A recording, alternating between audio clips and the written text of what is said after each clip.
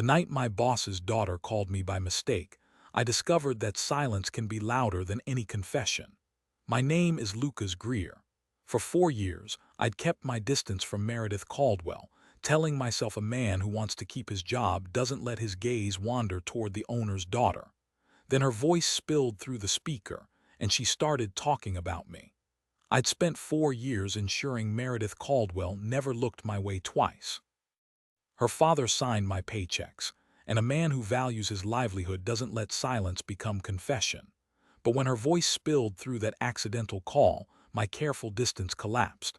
In the breath between her words and my answer, I stood at the edge of losing everything, or finally telling the truth. My name is Lucas Greer, and for 4 years, I've managed logistics for Caldwell Industries, a company built on Richard Caldwell's belief that everything should arrive 5 minutes early. I schedule the trucks, route the shipments, and silently solve problems before anyone knows they exist. That's the job. It's also been my cover. Meredith Caldwell was never just the owner's daughter. She was the one person in that building I trained myself not to see. 26 years old, sharp dark eyes, a wit that could disarm a room in 3 words, and an ease with silence that made her terrifying. She'd float through the office to drop off lunch for her father, smile at the front desk, maybe nod once in my direction if we crossed paths, and I'd tell myself that nod meant nothing. For 4 years, I believed it, or I made myself believe it, which is the same thing when your livelihood sits on the other side of a locked door labeled inappropriate. The thing about Meredith was that she noticed the details nobody else did. I found out later that she'd been keeping track. She remembered that I held the door open for her once during a sudden downpour last spring. No words exchanged, just a nod and a dry threshold. She remembered that I knew the names of every employee's kids, from Marissa in accounting's twin boys to Pete in the warehouse's daughter who played violin. She remembered that I never smiled enough, that I was calm in a way that frustrated her, like I was holding something back. I was. But I'd convinced myself I'd successfully buried it under logistics reports and early mornings. And then my phone buzzed on a Wednesday night. Unknown number. I answered without thinking. Before I could get out more than a syllable, Meredith's voice rushed through the speaker. Finally, I've been dying to call you. I need to say this out loud or I'll lose my mind. I froze. Not because I recognized her voice instantly, because the urgency in it was personal, unguarded, aimed at someone else. She thought she was talking to her best friend, and without a pause she started talking about me. It's the project manager from Dad's office, the one who never smiles enough. Lucas. I've had this ridiculous, stubborn crush on him for 2 years. He's calm in a way that makes me want to shake him. He remembers everyone's kids' names like it's nothing, and he once held a door for me in the rain without a single word. I can't keep pretending I don't notice. What on earth do I do? Every word landed like a stone in still water. The crush, 2 years, the door in the rain. I stood in my apartment, phone pressed to my ear, and understood that my careful architecture of distance had just collapsed under the weight of someone else's confession. Then came the sharp inhale, a brittle silence, and her voice again, small now. Oh God, is this, she'd realized, the wrong number, the unintended audience. I should have hung up. A decent man would have let her keep her dignity, let me keep my job, let the silence swallow what was never meant to be heard. But the truth was I'd been pretending too.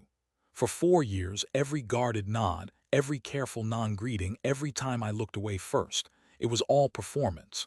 So instead of hanging up, I cleared my throat and said, Meredith, it's Lucas. I heard a strangled, mortified sound that I'll never forget. And into that terrible quiet I added, you're not the only one who's been pretending. The line hung open between us, fragile as glass. I knew that the next thing I said would either end my career or finally let me start living. I didn't immediately speak. For several seconds, all I heard was her breathing, short, uneven, like she was holding back tears. Then quietly she said, you're not just saying that to be kind. It wasn't a question. She was giving me an exit. A way to pretend this had never happened. I could have taken it. A different man, a more careful man, would have said something polite and ended the call. I said, I've had 2 years to choose kindness. What I chose was silence. Another pause. I could feel her weighing every syllable. She whispered, 2 years. Since the winter gala, you laughed at something your father said, but your eyes landed on me for half a second. I told myself I imagined it. I heard a soft sound, maybe a laugh, maybe a sob. That was the night I realized I was in trouble. That sentence undid something in my chest, because it confirmed that every moment I dismissed as wishful thinking had been real, that for 2 years we'd been circling each other in the same building, both convinced the other person was off limits. The silence that followed wasn't terrible. It was full. Then Meredith cleared her throat, and I recognized the sound of someone trying to regain control. "What do we do now?" she asked. Because I just confessed to a wrong number and accidentally lit my professional life on fire. Despite everything, I laughed. "You're not the one who has to face your father tomorrow," she groaned. "He adores you. He'd probably promote you just for making me smile. He'd fire me for making you anything else." She was quiet again, but different, deciding. "Meet me tomorrow," she said. "Not at the office. Not anywhere my father's name is known. There's a diner on 8th, the one that's too loud for confessions and too busy for gossip. 7 o'clock. That request changed the gravity of the situation. Up until then, it had been a phone call, a mistake, a confession, a moment. Her asking to meet in person made it real. It meant she intended to find out whether the man she'd admired from a distance was someone worth risking everything for. I said yes before my brain could interfere. I didn't sleep that night. I paced my apartment, ran through every possible outcome, and landed on the same conclusion every time. I was about to walk into a situation where the best-case scenario was a secret relationship with the owner's daughter, and the worst-case scenario was unemployment and a reputation that wouldn't recover. Yet somehow, none of that diminished the anticipation of seeing her. That was the part that scared me most. I had reached the point where the consequence no longer outweighed the pull. The diner on 8th was exactly as she described. Fluorescent lights, cracked vinyl booths, a radio playing classic rock too loud, and enough ambient noise to swallow any conversation. I arrived 10 minutes early.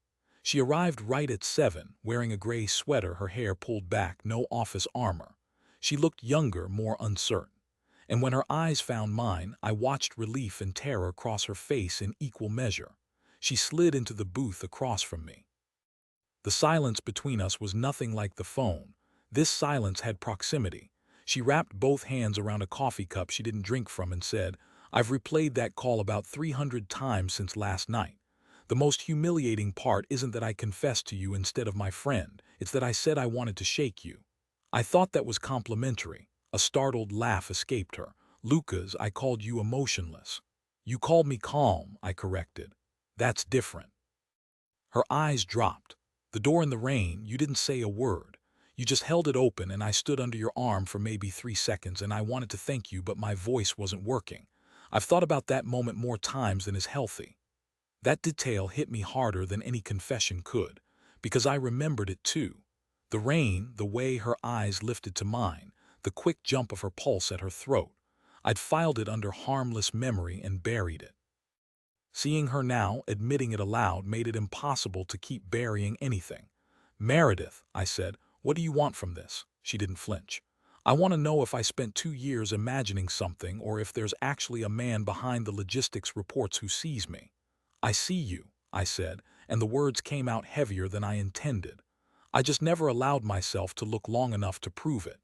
The noise of the diner filled the space while she processed. Then she said softly, "My father can never know, not yet, not until we understand what this even is. I won't jeopardize your job over a maybe. And if it becomes more than a maybe," her eyes held mine, "then we figure it out together." That word, together, settled into the space between us like it had been waiting there all along. Over the next 2 weeks, we became experts at invisible. We'd meet in places far from the Caldwell orbit, a bookstore cafe on the south side, a park bench during lunch hours where no one from the office ever wandered, late-night phone calls that lasted until 1 in the morning. Every conversation peeled back a layer. I learned she'd earned a business degree but secretly wanted to open a pottery studio. She learned I'd once been engaged, years ago, to a woman who left because I was too steady. Meredith said that made her want to scream at a stranger from my past. I told her she'd probably win, but secrets don't stay content in the dark. The first crack came on a Thursday morning. Richard Caldwell stopped by my desk before the weekly staff meeting. He stood there, arms crossed, studying me with the expression of a man who noticed everything and said little. "You seem different, Lucas," he said. "More present, less like you're solving problems nobody else can see." My heart kicked. "I've been sleeping better." He nodded slowly, the way a predator watches something move in tall grass. "Meredith been coming by the office less. She used to find excuses almost every day. Now it's been a week." I kept my face neutral. "Maybe she's busy. Maybe," he tilted his head, "or maybe she found what she was looking for." He didn't wait for an answer. He just walked toward the conference room, leaving me with the cold certainty that Richard Caldwell had started connecting dots I didn't know existed. And if he kept connecting them, my logistics job wouldn't just be gone, it would become a cautionary tale told in every corporate break room across the city. That evening I called Meredith and told her about the conversation. She was silent for a long moment. Then she said, "Did he sound angry?" "He sounded curious." "That's worse." She let out a shaky breath. "There's something I haven't told you, Lucas." Her voice dropped to something fragile. "Last weekend, my father asked me directly if I was seeing anyone. I lied, I said no. But he looked at me the same way he looked at you, like he was waiting for the truth to slip through a crack." I closed my eyes. "Do you think he knows?" "I think he suspects. And my father," she said, "doesn't tolerate being managed around. He'd rather confront than be deceived." The implication hung between us. The next move wasn't ours to control, and the man who held both our futures had just decided to start paying attention. 3 days later, Richard called me into his office. It was 4 o'clock on a Friday, the hour when most of the building had already clocked out mentally. He was standing at the window, back to the door, hands clasped behind him like a general surveying a battlefield. I'd seen that posture before. It meant he'd finished thinking and was now deciding. "Close the door, Lucas." I did. He didn't turn around. "I'm going to ask you something. I want you to answer as if I'm not your boss for the next 30 seconds, as if I'm just a father." My heart slammed against my ribs. I prepared for this conversation a dozen times in my head, and every version ended badly. I said, "All right." He turned then, slowly, and his eyes were not angry. They were disappointed, which was infinitely worse. "An employee mentioned seeing you at a diner on 8th Street last week, with Meredith sitting close, laughing. The description was vivid enough that I can't dismiss it as mistaken identity." The air left the room. Somebody had seen us. The loud diner, the careful distance, none of it had been enough. Richard waited, letting the silence do the work. "Sir, I've known Meredith has been happier lately," he said, cutting me off. "She smiles at her phone. She hums in the mornings. I've watched her for 26 years, and I know when something has changed. I just didn't know who had changed it." He paused, letting that land. "Until Monday, when my operations manager suddenly seemed more present, more alive. And then the diner report reached my desk." He wasn't guessing. He was connecting dots I'd hoped would stay scattered forever. I felt the weight of 4 years of careful invisibility crumble into nothing. "I'm going to ask again," he said quietly. "Is there something between you and my daughter?" The 30 seconds he'd offered were already gone, but I didn't need them. I didn't want to lie anymore. I looked him in the eye and said, "Yes." Richard's expression didn't change. He walked to his desk, sat down, and for a long moment just stared at a framed photograph of Meredith at her college graduation. Then he said, "I've had 2 reactions to this. The first was to fire you immediately and make sure you never set foot in my company again. That's the reaction of a boss who feels deceived. The second reaction," he looked up at me, "is the one of a father who remembers being 26 and thinking love was a secret that could be protected from the world." I didn't dare breathe. "You've worked for me for 4 years, Lucas. In that time, you've never taken a sick day without cause. You've never missed a deadline. You've never once asked for credit. You do the work that keeps this company running, and you do it without ego. That's rare. That's the kind of integrity I've tried to teach Meredith to value in a partner. So before I react as her father, I need to ask you one more thing." He stood again, moving to the front of the desk, close enough that I could see the weariness under his authority. "Do you love her, or is this a distraction that will burn out and leave her hurt?" The question hit me harder than any threat of termination. Because it wasn't about the job anymore. It was about whether I deserved her. I thought about Meredith in the diner booth, her coffee untouched, her courage so quiet I almost missed it. I thought about the way she'd said "together," like it was a word she'd been saving. And I understood that the truth I was about to speak carried more weight than any career. "I've loved her for 2 years without letting myself name it," I said. "I've built walls around myself in this office because I thought my job depended on it. But the walls didn't protect me. They just kept me from seeing that she felt the same way.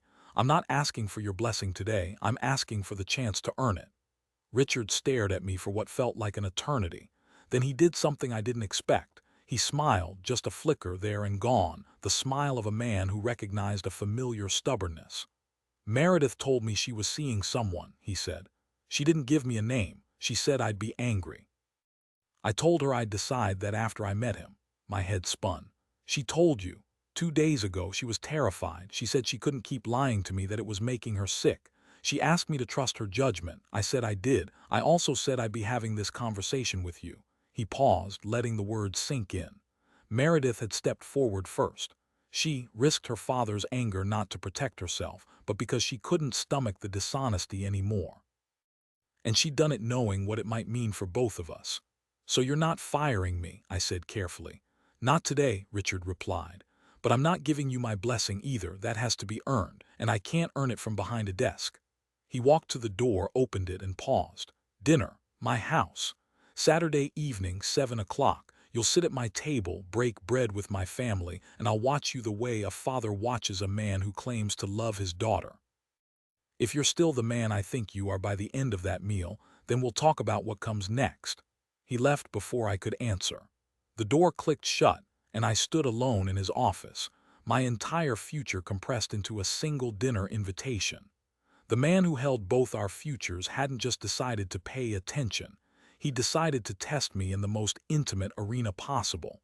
And if I failed at that table, I wouldn't just lose my job. I'd lose Meredith, her family, and the fragile truth we'd only just begun to build. Saturday evening felt like a finish line, and a firing squad rolled into one. Saturday arrived with the slow inevitability of a freight train. I spent the afternoon in a state of low-grade panic, changing shirts twice, rehearsing answers to questions Richard hadn't asked yet, and trying not to imagine every possible way a dining room table could become a courtroom. Meredith texted me at 5 o'clock. "He's been humming in the kitchen. That's either a good sign or he's marinating the evidence." I laughed despite the knot in my stomach. I arrived at 7 with a bottle of wine I'd researched obsessively and a humility I hadn't had to practice in years. The Caldwell house was elegant but lived in, books stacked on side tables, a worn leather armchair by the fireplace, family photographs covering an entire hallway. This was not a showroom. This was a home. And I was an outsider asking to become part of it. Meredith answered the door. She wore a simple blue dress, her hair down, her expression caught between hope and terror. She squeezed my hand once briefly and whispered, "He's in a good mood, I think. Don't try to be charming, just be yourself." "That's terrifying advice," I whispered back. "Myself is what got me into this." She smiled, and that smile was worth every anxious hour leading up to this moment. Richard emerged from the kitchen, wiping his hands on a towel. He looked at me, at the wine, at Meredith's hand still hovering near mine, and shook his head slowly. "You're punctual. Meredith said you would be. She also said you'd bring wine you thought I'd like, not what you liked. So far she's 2 for 2. Dinner was roasted chicken, vegetables from the garden, and the kind of potatoes that require an apology if you only take one serving. For the first 20 minutes we talked about safe things, the company's expansion plans, a new shipment route I'd optimized, the weather. Meredith barely touched her food. Richard watched everything. Then halfway through the meal he set down his fork and said, "I'm going to ask you the question I couldn't ask in the office, not because I want to embarrass you, because my daughter deserves someone who can answer it without flinching." Meredith started to protest, but Richard raised a hand. "No, Meredith. He needs to hear this from me." He turned to me, and his eyes were not a boss's eyes anymore. They were a father's. "What's the worst thing you've ever done in a relationship, Lucas? Not the sanitized version, the real one. The mistake you made that you promised yourself you'd never make again." The question hung in the air. Meredith stared at her plate. I understood instantly what Richard was doing. He wasn't asking for dirt, he was asking for self-awareness. He wanted to know that I'd learned something from my past, that I wouldn't repeat old patterns with his daughter. I set down my own fork and met his gaze.